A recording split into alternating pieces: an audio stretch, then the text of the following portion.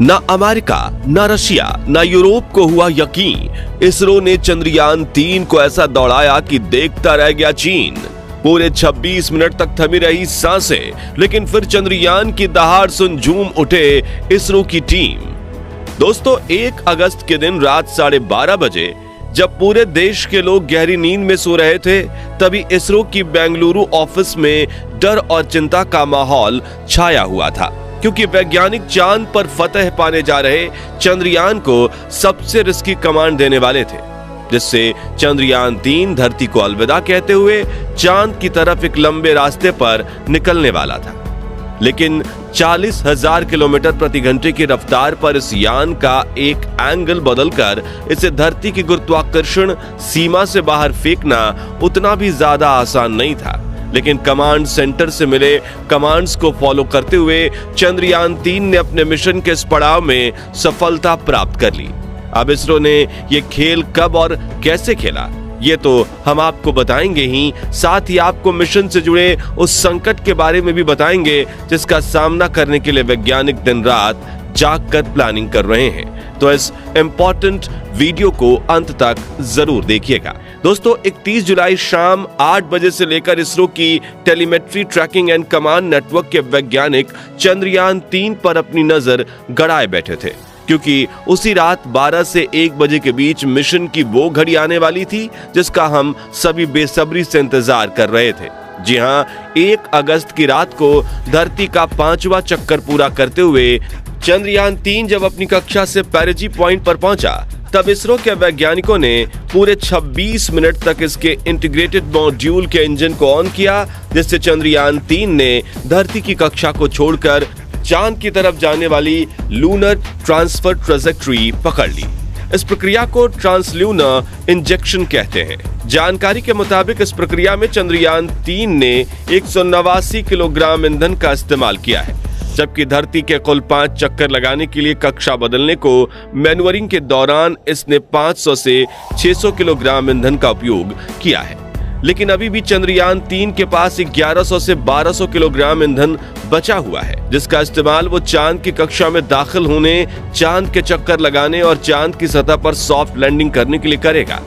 इस वक्त यह स्पेसक्राफ्ट 288 किलोमीटर इंटू 3,69,328 किलोमीटर की ऑर्बिट में एक सीधी रेखा में दहाड़ मारते हुए चांद की तरफ बढ़ रहा है। मिशन के अगले पड़ाव को लेकर इसरो ने बताया कि अब इस मिशन का अगला पड़ाव चांद है, यानी कि अब चंद्रयान 3 चांद तक अपने आप चलता रहेगा और इसे चांद की कक्षा में दाखिल करवाने के लिए 5 अगस्त के दिन इसरो के वैज्ञानिक स्पेसक्राफ्ट की कमान अपने हाथ में लेंगे। लेकिन इस मिशन को लेकर एक बड़ी खबर ये निकल कर आ रही है कि चंद्रयान 3 की रफ्तार को लेकर इसरो के वैज्ञानिक टेंशन में है, क्योंकि चंद्रयान 3 पर एक बड़ा खतरा मंडरा रहा है। साथियों, इस वक्त चंद्रयान 3 पृथ्वी से चंद्रमा की तरफ जाने वाले लंबे गैलेक्टिक हाईवे पर 38,520 किलोमीटर प्रति घंटे की रफ्तार से आगे बढ़ रहा है। लेकिन चांद की कक्षा में पहुंचने के लिए चंद्रयान 3 को अपनी रफ्तार को कम करके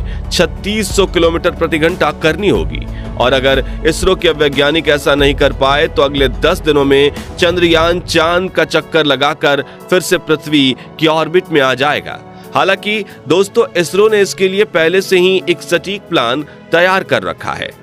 जिसके मुताबिक चांद की कक्षा के पास पहुंचकर इसकी रफ्तार को कम करने के लिए इसके इंजन को विपरीत दिशा में चलाया जाएगा। उसे 180 डिग्री घुमाव देकर उल्टी दिशा में फोर्स लगाया जाएगा ताकि उसकी गति कम हो सके। इस प्रक्रिया को डी-बूस्टिंग कहा जाता है। इस प्रक्रिया से चंद्रयान 3 की रफ्तार को 10.3 किलोमीटर प्रति सेकंड से घटाकर 1 से 2.38 किलोमीटर प्रति सेकंड के बीच लाया जाएगा। जानकारी के लिए बता दें कि पृथ्वी की कक्षा में चंद्रयान की रफ्तार 1 किलोमीटर प्रति सेकंड से 10.3 किलोमीटर प्रति सेकंड के बीच रही थी। यानी कि जब चंद्रयान 3 अपनी कक्षा में पृथ्वी के सबसे नजदीक यानी पेरिजी पॉइंट पर आता है, तब उसकी गति 37,080 किलोमीटर प्रति घंटा रहती थी। जब यह धरती से दूर यानी एपोजी पॉइंट पर जाता था तो उसकी गति 3600 किलोमीटर प्रति घंटा हो जाती थी।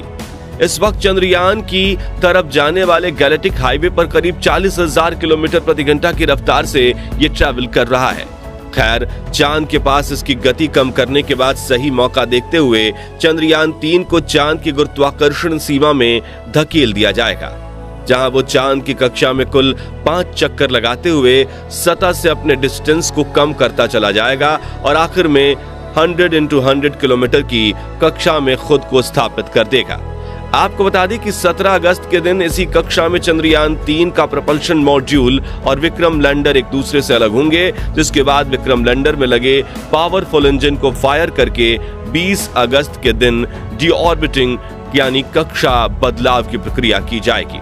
जिसके जरिए विक्रम लैंडर को चंद्रमा की 100 × 30 किलोमीटर की कक्षा में धकेला जाएगा, जिसमें घूमते हुए वो अपनी रफ्तार को कम करेगा और अपनी लैंडिंग साइट को खोजकर वहां उतरने की प्रक्रिया में आगे बढ़ेगा। अब अगर आप सोच रहे हैं कि चंद्रयान 3 को डायरेक्ट 100 किलोमीटर वाली कक्षा से ही नीचे क्यों नहीं उतारा जा रहा है, तो इसका नाता इसरो के पिछले मून मिशन चंद्रयान 2 से जुड़ा हुआ है, जो कि लैंडिंग के दौरान फेल हो गया था। तो दोस्तों, जैसा कि आप जानते हैं कि पृथ्वी और मंगल ग्रह पर वातावरण की मौजूदगी की वजह से लैंडिंग के दौरान फ्रिक्शन पैदा होता है, जो किसी भी लैंडर की रफ्तार को कम कर देता है। लेकिन चांद पर इतना पतला वातावरण है कि रफ्तार कम करने का पूरा बोझ लैंडर में लगे थ्रस्टर पर पड़ जाता है, और यही थ्रस्टर्स लैंडिंग के दौरान दिक्कतें पैदा करते हैं, क्योंकि जैसे ही ये थ्रस्टर्स ऑन होकर स्पीड को कम करने के लिए विपरीत दिशा में धक्का लगाते हैं, तो इनसे चांद की सतह की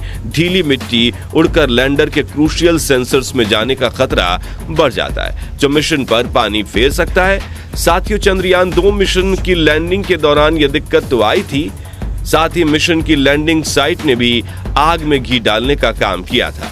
जैसा कि आप जानते हैं कि चंद्रयान 2 को चांद के साउथ पोल में लैंड कराया जाना था, जहां काफी बड़े पहाड़ और गड्ढे मौजूद थे। ऐसे में एक सही लैंडिंग साइट चुनकर वहां स्पेसक्राफ्ट को लैंड करवाना काफी मुश्किल होता है। वहीं जैसा कि आप जानते हैं कि चांद को अपना एक रोटेशन पूरा करने में 28 दिन लगते हैं, जिससे 2 हफ्तों तक सूरज की तरफ वाले हिस्से का तापमान 120 डिग्री सेल्सियस और दूसरी तरफ अंधेरे वाले हिस्से का तापमान -230 डिग्री सेल्सियस तक पहुंच जाता है,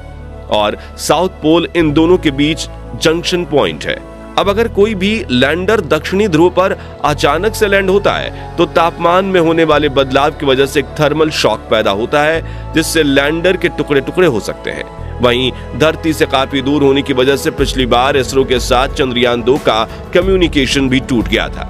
इन्हीं सभी कारणों की वजह से चंद्रयान 2 चांद पर क्रैश लैंडिंग करके तबाह हो गया और मिशन फेल हो गया।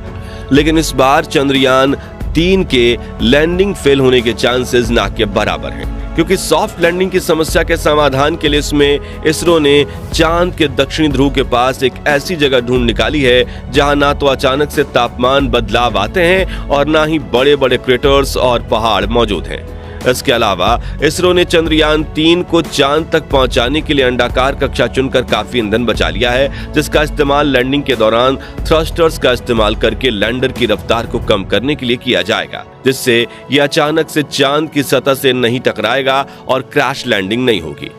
इसके अलावा 20 अगस्त के दिन जब चंद्रयान 3 का विक्रम लैंडर चांद की 100 किलोमीटर × 30 किलोमीटर की कक्षा में प्रवेश करेगा, तो इस पर लगे सेंसर्स चांद की सतह और अपनी लैंडिंग साइट का दौरा करेंगे। साथ ही कक्षा में ही यह अपने डिबूस्टर थ्रस्टर्स को ऑन करके अपनी रफ्तार कम करता जाएगा और अपनी कई हजार किलोमीटर की रफ्तार को कम करके सिर्फ 3 से 7 किलोमीटर प्रति घंटा की रफ्तार पर ही चांद की सतह पर लैंड करेगा, जिससे चांद की मिट्टी भी नहीं उड़ेगी और इसके सेंसर्स भी सही सलामत रहेंगे। आपको बता दें कि 23 अगस्त के दिन शाम के 5:47 के वक्त चंद्रयान 3 का विक्रम लैंडर चांद की सतह पर अपने कदम रखने वाला है, जिसके बाद ये अगले 14 दिनों तक चांद पर रिसर्च करेगा। तो दोस्तों, क्या आप भी हमारी तरह चंद्रमा पर चंद्रयान 3 की लाइव लैंडिंग देखने के लिए बेताब हैं? अगर हाँ, तो कमेंट सेक्शन में इसरो को मिशन के अगले पड़ाव के लिए शुभकामनाएं जरूर दीजिए, और वीडियो पसंद आया हो तो जल्दी से इसे लाइक और शेयर करने के साथ चंद्रयान से जुड़े मिशन के ऐसे ही खास अपडेट्स के लिए हमारे चैनल को सब्सक्राइब करके पास वाली घंटी जरूर बजा दीजिए। धन्यवाद।